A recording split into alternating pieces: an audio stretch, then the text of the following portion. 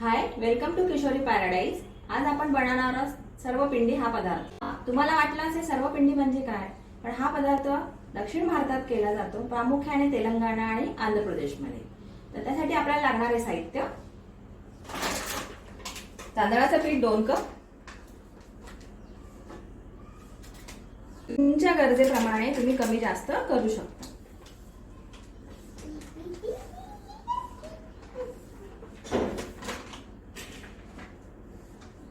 2 cup तांदळाचं पीठ,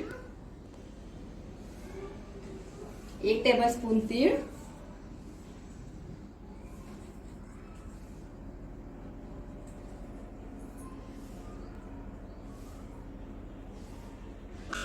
1 मोठा कांदा मी चिरून घेतला आहे,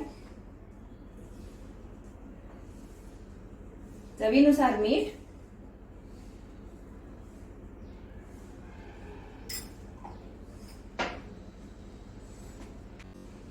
चिमूटभर हिंग,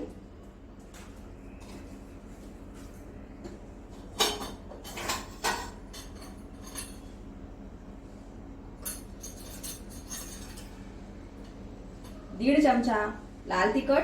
जर तुम्हाला लाल तिखट नको असेल तर तुम्ही हिरवी मिरची पेस्ट करून टाकू शकता। धने जिरे पावडर 1 चमचा। हे सर्व साहित्य एकजीव करून घ्यायचे आता। आणि तसे त्याच्यात थोडासा कढीपत्ता ऍड करायचा आहे। कढीपत्ता कंपल्सरी आहे।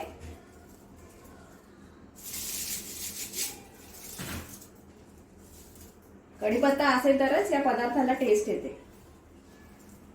तुम्हाला असं वाटत असेल कढीपत्ता जास्त कोणी खात नाही, पण दक्षिण भारतात मोस्टली सगळे लोक कढीपत्ता जास्त वापरतात। सर्व साहित्य आता एकजीव करून घ्यायचे आणि एकजीव करून ह्या पिठाचा गोळा तयार करायचा। हे पहा, पीठ असं तयार झालंय।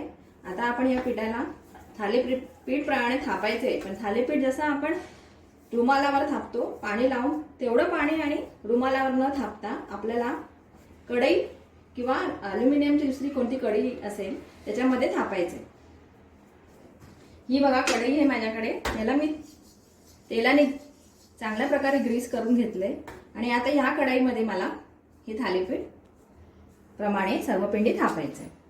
ही कढई गरम नाहीये, ही कढई गार आहे। आपण गार कढईवर सर्वप्रथम थापायचे। आणि जर तुम्हाला वाटत असेल हे हाताला चिटकते, थोडा पाण्याचा यूज करून तुम्ही हे करू शकता, पण जास्त पाणी वापरायचं नाहीये।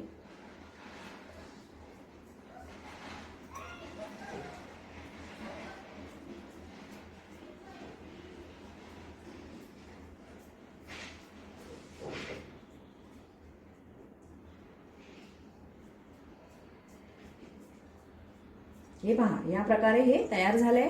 आता आपण गॅस चालू करून मीडियम फ्लेमवर हे शिजून घेऊ।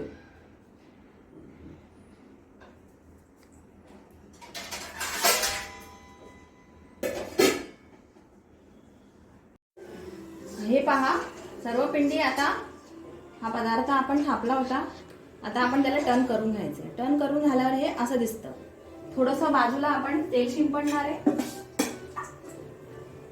या प्रकारे, आणि परत 5 मिनिटांसाठी ठेवून द्यायचे। हे 5 मिनिटं होईपर्यंत गॅस थोडासा मीडियम फ्लेमला ठेवायचा, जेणेकरून ते व्यवस्थित शिजेल। आता मी दुसरी कढई घेतली, त्या कढईला पण मी तेल लावून घेतलंय, त्याच्यात मी दुसरा तवा करायला ठेवणार आहे। सेम त्याच पद्धतीप्रमाणे हे थापून घ्यायचं।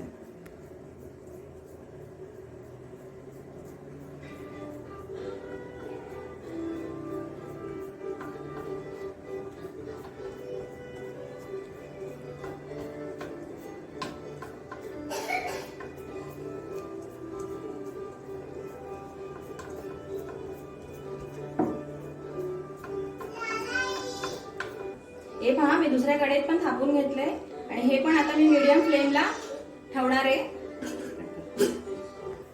हे पहा, या प्रकारे हे शेकून झाले, शिजले आणि आता आपण हे काढून घेऊ।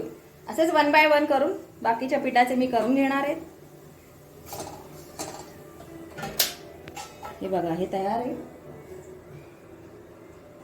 तुम्ही ही ग्रीन चटणी तुम्ही तुम्ही हे सर्व पिंडी हा पदार्थ ग्रीन चटणी, दही किंवा सॉस बरोबर खाऊ शकता. जर तुम्हाला माझी रेसिपी आवडली असेल तर प्लीज चॅनलला लाईक, शेअर आणि सबस्क्राईब करा.